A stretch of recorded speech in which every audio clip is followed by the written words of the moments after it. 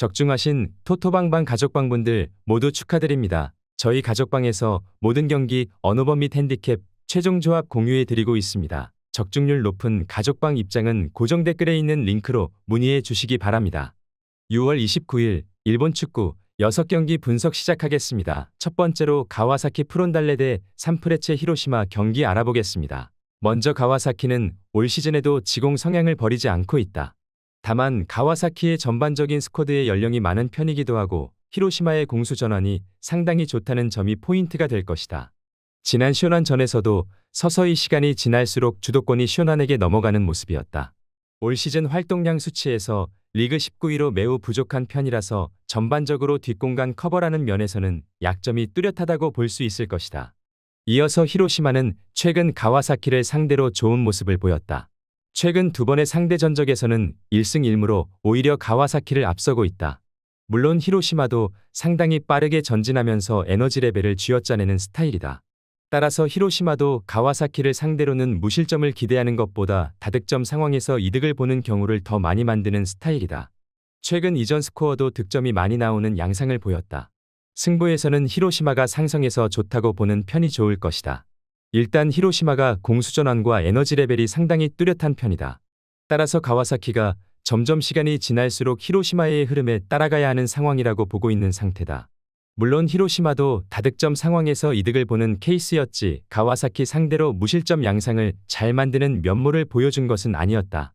산프레체 히로시마 승리를 추천합니다. 두 번째로 요코하마 마리노스 대 도쿄베르디 경기 알아보겠습니다. 먼저 마리노스는 지공 플레이는 언제나 가장 강한 무기라고 할 수 있겠다. 다만 마리노스의 고질적인 문제는 역습 대응이라는 포인트라는 것이다. 특히 수비진 뎁스가 얇은 상황에서는 늘 마리노스가 수비 때문에 고생하는 경우가 잦은 모습이다. 밀어붙이는 상황에서도 베르디의 역습 한 방에 실점할 가능성이 높은 것인데 그나마 홈에서는 8경기 9실점으로 원정에 비해서는 괜찮은 역량을 보여준다는 점은 긍정적으로 볼만할 것이다. 이어서 도쿄베르디는 일단 빠른 발을 이용한 역습이 주목이다. 다만 강호들의 밀어붙이는 상황을 원정에서는 제대로 커버하지 못한다는 점이 포인트가 될 것이다. 히로시마와 마치다 같은 팀을 상대로는 3실점 이상의 타격을 늘 당하는 모습을 보여주기도 했다. 결국 마리노스와의 전력차는 공격수들의 전반적인 역량에서 드러난다고 해도 좋을 것으로 보인다. 마리노스도 역습 상황에서의 대응이 깔끔하다고 보기는 어려운 전력이다. 따라서 골문에서의 위험성이 없지는 않을 것으로 보인다. 물론 지공과 전개, 공격수들의 전반적인 결정력 능력은 늘 높은 평가를 해줄 수 있는 팀이다. 화력으로 상대를 누르는 모습이 예상되는 매치업이기도 하다. 요코하마 마리노스 승리를 추천합니다. 핸디 언어버 및 최종 조합 받아보실 수 있는 가족방 입장 방법 알려드리겠습니다. 먼저 영상 하단에 댓글을 클릭해 주세요. 두 번째로 댓글 속 가족방 링크를 클릭해 주세요. 마지막으로 채팅 참여하기 누르신 후 메시지 주시고 답장 기다려 주시면 가족방 입장 도움드리도록 하겠습니다. 그럼 분석 이어가 보도록 하겠습니다. 세 번째로 오이타 대 반포레고후 경기 알아보겠습니다. 먼저 오이타는 지난 경기에서 퇴장자가 2명 나왔고 1명이 경고 누적으로 빠졌다. 사실상 오이타가 11명의 선발 명단을 구성하는 것도 어려운 상황으로 볼 수도 있을 것이다. 특히 오이타가 도치기를 상대로도 에너지 레벨 저하의 여파를 그대로 노출하는 등 힘든 시기를 보내고 있다는 점에서 징계자의 발생도 상당히 크게 느껴질 수밖에는 없는 상황으로 보인다. 이어서 고우는 마찬가지로 엔트리 구성의 난관이 크다. 특히 수비진에 매우 많은 이탈자가 있다는 점이 포인트다. 그래도 아다일톤과 우타카 등 전방에서 보여주는 외국인 공격수들의 퀄리티가 좋다는 점은 긍정적이다. 그래도 에너지 레벨과 수비적인 불안감이 큰 상황에서도 무득점으로 묶이는 경기는 많지 않았다는 점에 기대를 걸어봐야 할 것이다. 두 팀 모두 에너지 레벨이나 전반적인 선수 구성이 어려울 가능성이 높아 보인다. 다만 고우가 그래도 전방에서의 힘이 살아있는 상태라는 점에서 공격력으로 오이타를 공략하는 방법 정도는 기대를 해볼 만한 매치업으로 보인다. 반포레고후 승리를 추천합니다. 네 번째로 더스파 군마 대 후지에다 경기 알아보겠습니다. 먼저 군마는 일단 수비적인 페이스가 좋다. 다만 이는 공격력을 거의 포기한 채로 승부를 하는 식의 영향이라서 사실상 찬스 메이킹과 슈팅 생성에서는 여전히 최하위를 맴돌고 있다. 지난 경기 수비의 히트맵은 거의 박스 바깥을 벗어나지 않았을 정도다. 사실 후지에다의 특성을 생각하면 군마가 보여주는 잠그기 전술이 효과를 볼 수 있을지 의문이 드는 상황이기도 하다. 이어서 후지에다는 강약약강 성향이 강하다. 원정에서도 53%의 높은 점유율을 가져가는 편이고 이를 바탕으로 몰아치는 성향을 선호하는 편이다.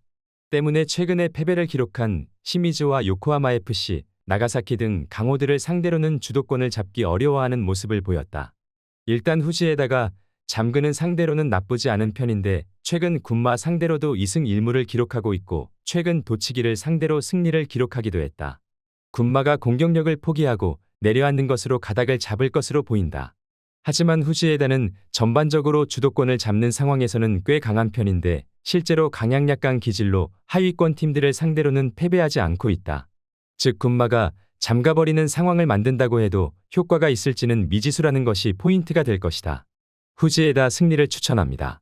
핸디 언어버 및 최종 조합 받아보실 수 있는 가족방 입장 방법 알려드리겠습니다. 먼저 영상 하단에 댓글을 클릭해 주세요. 두 번째로 댓글 속 가족방 링크를 클릭해 주세요. 마지막으로 채팅 참여하기 누르신 후 메시지 주시고 답장 기다려 주시면 가족방 입장 도움드리도록 하겠습니다. 그럼 분석 이어가 보도록 하겠습니다. 다섯 번째로 도쿠시마 대 V 바렌 나가사키 경기 알아보겠습니다. 먼저 도쿠시마는 강호들의 페이스에 상당히 약한 모습을 보여주는 편이다. 특히 주도권 싸움을 선호하는 편인데 아무래도 강호들을 상대로는 주도권이나 점유율 싸움에서 밀리는 경우가 더 많다고 보는 것이 합당하다. 다만 압박의 힘이 아무 쓸모가 없지는 않다. 특히 수비에서 가져오는 효과가 상당한 편인데 올 시즌 9위 이상을 상대로 홈에서 2실점 이상 내준 경기는 한 번뿐이기도 하다. 이어서 나가사키는 현재 가장 좋은 밸런스를 보여주고 있는 팀이라고 보고 있다. 특히 최근에는 매우 공격적으로 가면서 추가 득점을 노리는 식으로 가고 있는 상황이다. 이는 수비력에 자신이 있기 때문으로 볼 수 있겠다. 왼쪽 풀백이 중원으로 들어오는 움직임으로 수비형 미드필더의 수비력 부하를 줄여주는 것이 나가사키 밸런스의 힘이기도 하다. 나가사키가 수비적인 밸런스가 상당히 좋은 모습을 보여주고 있다. 따라서 나가사키가 공격적으로 가는 상황에서도 팀의 코어라인이 흔들리지 않을 것으로 보인다.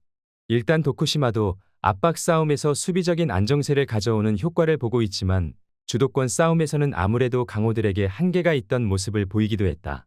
나가사키 승리를 추천합니다. 여섯 번째로 베갈타 센다이 대 도치기 경기 알아보겠습니다. 먼저 센다이는 수비가 큰 고민거리일 것이다. 사실 센다이가 상당히 적극적으로 올라가는 성향이라서 공격력이 전반적으로 잘 통하는 특성은 있다.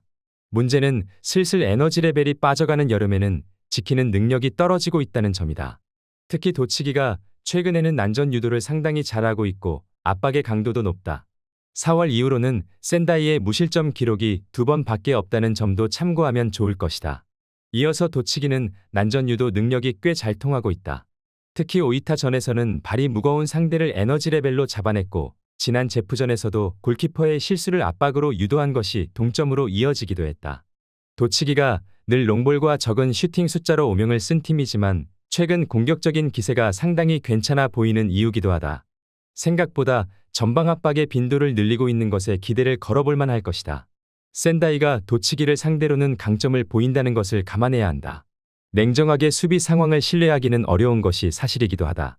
선제골을 넣더라도 이를 지키는 능력을 보여주지 못한 탓인데 도치기가 현재 전방에서의 압박 강도를 매우 높여서 플레이하는 등 공격에서의 흐름이 꽤 괜찮은 모습을 보여주고 있다는 점도 감안해야 할 것으로 보인다. 베갈타 센다이 승리를 추천합니다. 시청해 주셔서 감사합니다. 시청하신 영상 외에 다른 경기 분석 및 최종 조합은 고정 댓글 링크 클릭 후 가족방 입장하시면 확인해 보실 수 있습니다. 감사합니다.